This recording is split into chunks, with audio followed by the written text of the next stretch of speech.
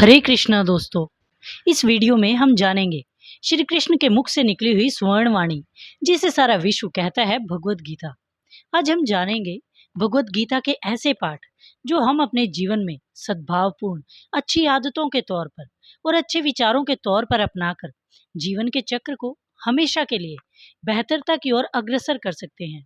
सबसे पहली सीख जो हम भगवत गीता से सीख सकते हैं वो है कर्म किए जा, फल की चिंता मत कर।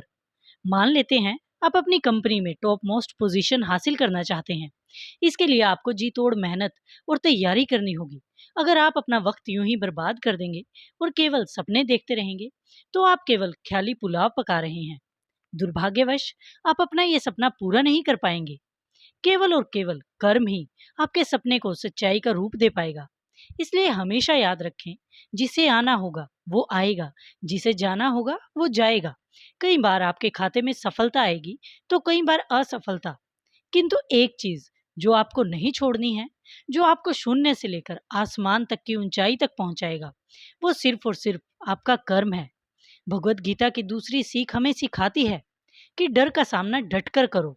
ऊपर वाले ने हर एक इंसान को अपनी अलग खूबियों का उपहार देते हुए अपने आप में सभी को एक यूनिक मास्टरपीस बनाया है।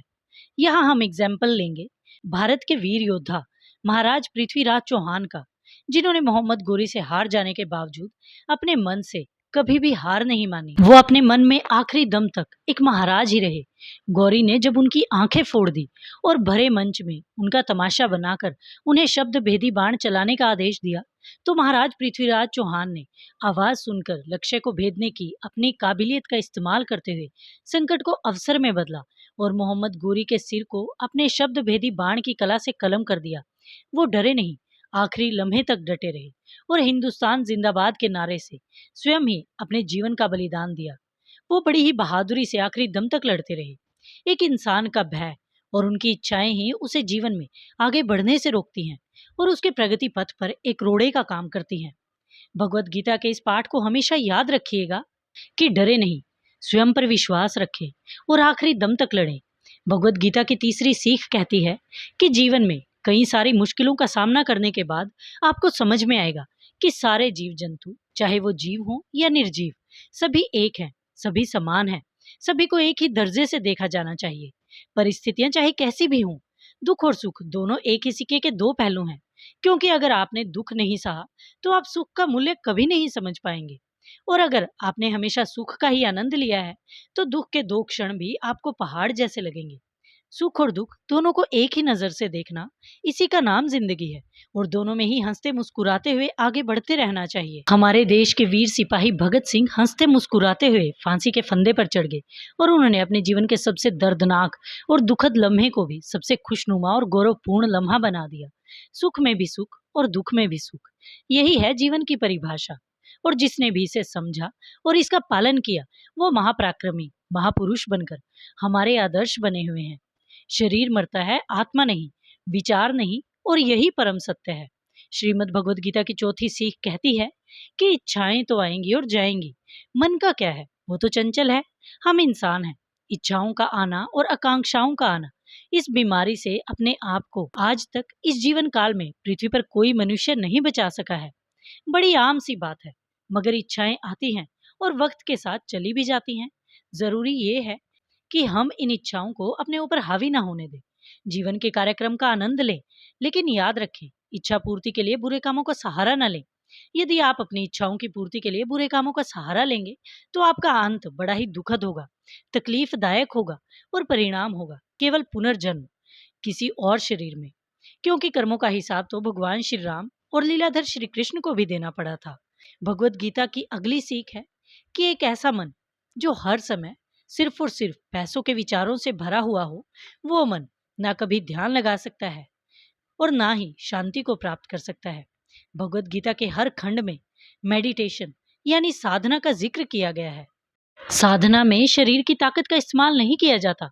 साधना आपको आपकी इनर पीस से जोड़ता है, जो आवाज आपके भीतर वास करती है, और अपनी अंतरात्मा की आवाज को, जो शांति का प्रतीक है, उसे आप केवल तभी सुन पाएंगे, महसूस कर पाएंगे, जब आप अपने मन को एकदम शांत और मोह माया से दूर कर सकेंगे।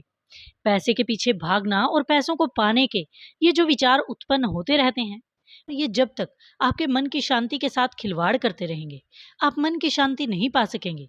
आपका मन हमेशा अस्थिर रहेगा और ध्यान की पहुंच से मीलों दूर। हम अक्सर जीवन में ऐसे कई लोगों से मिलते हैं या देखते हैं जिनकी जिंदगी में सब कुछ होता है, धन दौलत, शानो शौकत, आराम और ना जाने किस किस प्रकार के सांसारिक सुख। हर तरह के सांसारिक सुख इनकी मुट्ठी में होते हैं, मगर फिर भी इन्हें शांति नहीं मिलती। सब कुछ होते हुए भी ये उदास होते हैं और अपने बंगलों की दीवारों के बीच अकेला महसूस करते हैं, क्योंकि इनका मन धन प्राप्ति की ओर इतना लग जाता है कि इन्हें अपने लिए और अपनी शांति के लिए वक्त ही नहीं मिल पाता। पैसा जरूरी है, किंतु शांति सर्वोपरि है। भगवत गीता की अगली सीख कहती है कि जो होता है अच्छे के लिए ही होता है। आपका कर्म कभी नहीं रुकना चाहिए, भले ही परिणाम कैसा भी हो। जो सबसे बुरा आप कर सकते हैं, अपने परिणाम के लिए, अपनी स्थिति के लिए किसी और पर दोषारोपण करना। इस जीवन में जो भी हो रहा है उसके पीछे कोई ना कोई मकसद जरूर है, एक बड़ी शक्ति का हाथ है। इस संसार में बहुत से मनुष्य, जीव जंतु हैं। उनके जीवन में जो होना होता है वो होकर रहेगा। तो भूतकाल की चिंता छोड़े, क्योंकि जिंदगी एक ऐसी कड़ी है जिसे आप पीछे जाकर ठीक नहीं कर सकते। आप जिस समय और जिस परिस्थिति में हो, आपको वहीं से चीजें ठीक करने की कोशिश करनी होगी। और आपका आज ही आपके आने वाले कल को आकार देता है। भविष्य के बारे में सोच सोच कर भयभीत ना हो, केवल आज पर ध्यान दें और आपका भविष्य अपने आप ठीक हो जाएगा। भगवत गीता की 7वीं सीख कहती है कि परिवर्तन ही संसार का नियम है। बदलाव हमेशा होते रहेंगे। आप राजा से रंक और अर्श से फर्श पर कुछ क्षणों में ही आ सकते हैं। ज्यादातर लोगों को जीवन में ऐसा लगता है कि जो चल रहा है आगे भी ऐसा ही चलेगा, किंतु नियति माया के खेल से बहुत बड़ी है और ये चंद सेकंडों में ही पूरा खेल बदल सकती है। एक एग्जाम्पल लेते हैं। किसी करोड़पति इंसान ने अपने सारे पैसे स्टॉक मार्केट में लगा दिए और किसी गरीब इंसान ने चंद रुपयों से लॉटरी खरीद ली। पता चला कि दिन के अंत में अमीर इंसान का सारा पैसा डूब गया और गरीब की करोड़ों रुपए की लॉटरी लग गई।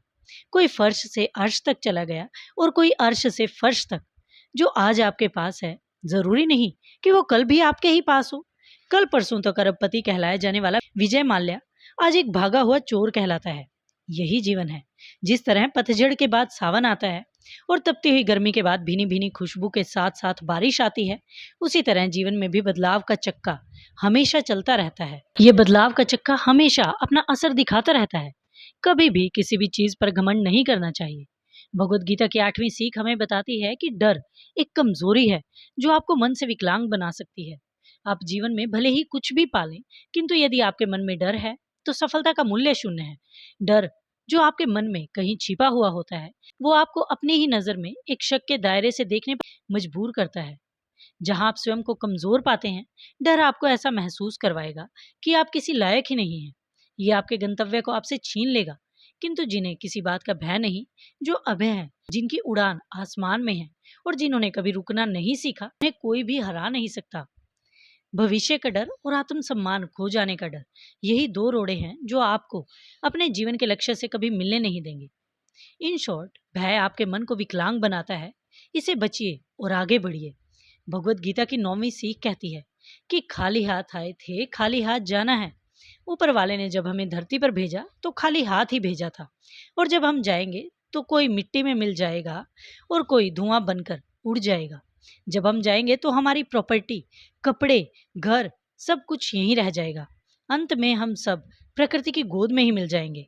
हमें अपने मन में इस बात को समझना होगा कि जो भी है ऊपर वाले की दया से है, और यदि नहीं भी रहेगा तो भी ऊपर वाले का आशीर्वाद समझकर परिस्थिति का सामना करते हुए कर्म करते रहना चाहिए। ये दुनिया एक बहुत बड़ा रंगमंच है और हम इस रंगमंच की कठपुतलियां। जब तक शो चलेगा तब तक हमारा सफर चलेगा। क्या कमाएंगे, क्या गंवाएंगे, लेकिन जब जाने की बारी आएगी तब तो खाली ही जाएंगे। भगवत गीता की 10वीं सीख कहती है, हवस, गुस्सा और लालच आपको तबाह कर देगा। अपनी इंद्रियों पर काबू ना होना और अपने मन को हवस की गंदी नाली में गिरता हुआ पाना आपको कुछ इस रूप में बदल देगा जिससे आपको खुद से घिन आने लगेगी। गुस्सा आपके रिश्तों को तोड़ देगा और लालच कभी भी आपके मन को शांत नहीं रहने देगा, और मन की अशांति बहुत सी बीमारियों को बुलावा देती है। ये तीनों अवगुण ही इंसान की तबाही का कारण बनते हैं। इसका उदाहरण हर वो बलात्कारी है जिसने अपनी हवस का गुलाम बनकर किसी मासूम की जिंदगी उजाड़ दी। वो या तो कटघरे के पीछे है या फिर फांसी का इंतजार करते हुए। इसका एग्जाम्पल हर वो गुस्सैल व्यक्ति है जिसके साथ आज कोई नहीं, क्योंकि उसे अपना गुस्सा अपने रिश्तों से भी ज्यादा प्यारा है। हवस, गुस्सा और लालच, ये तीनों बीमारियां ना हो तो ही अच्छा है। बड़ी से बड़ी बीमारी को भले ही आप हरा सकते हो, किंतु यदि इन तीनों बीमारियों की चपेट में आ गए तो जीवन खत्म। भगवत गीता का 11वां अध्याय हमें सिखाता है कि तेरा मन जो सोचे वही तेरी सच्चाई। किसी मनुष्य के विचार ही उसके जीवन को आकार देते हैं। भले ही किस्मत आपके दरवाजे पर दस्तक दे रही हो, आसमान की ऊंचाई आपके कदम चूम रही हो, किंतु आपके दिमाग में बदले की भावना हो, तो उस खुशी के माहौल में भी गम का आगमन बेझिझक हो जाएगा। बात बड़ी सिंपल सी है कि आपका मन, आपके विचार ही आपके जीवन को आकार देते हैं। जैसा आप सोचेंगे वैसा ही आपका जीवन होगा। तो अच्छा सोचें और अपने मन को सकारात्मकता से भर दें और नेगेटिविटी के लिए नो एंट्री का बोर्ड लगा दें। एग्जाम्पल के लिए 1990 में शाहरुख खान खड़े थे मरीन लाइंस पर, न सोने का ठिकाना न जेब में पैसे। वहां खड़े होकर बस ये कह दिया, एक दिन मैं मुंबई पर राज करूंगा। ये उनका विश्वास था, ये उनका अपने आप से एक वादा था, और इसके लिए उन्होंने हर दिन कड़ी मेहनत की। और आज हम उन्हें किंग खान के नाम से जानते हैं। जो आप सोचेंगे वही आप अट्रैक्ट करेंगे, और जो आप अट्रैक्ट करेंगे वही आपके एक्शंस बनेंगे, और जो आपका कर्म होगा वही आपके जीवन का सच होगा। और यही सीख देती है भगवत गीता। ऐसी किताब, एक ऐसा ग्रंथ, कुछ ऐसे पन्नों से भरा हुआ जिसमें इस दुनिया के हर प्रश्न का सटीक, सरल और एक ऐसा उत्तर जो आपको हर पल शांति के भाव से मिलाएगा। आशा है भगवत गीता से ये 11 सीखें आपको बहुत कुछ सिखाएंगी। अपना कीमती समय देने के लिए धन्यवाद। हरे कृष्ण।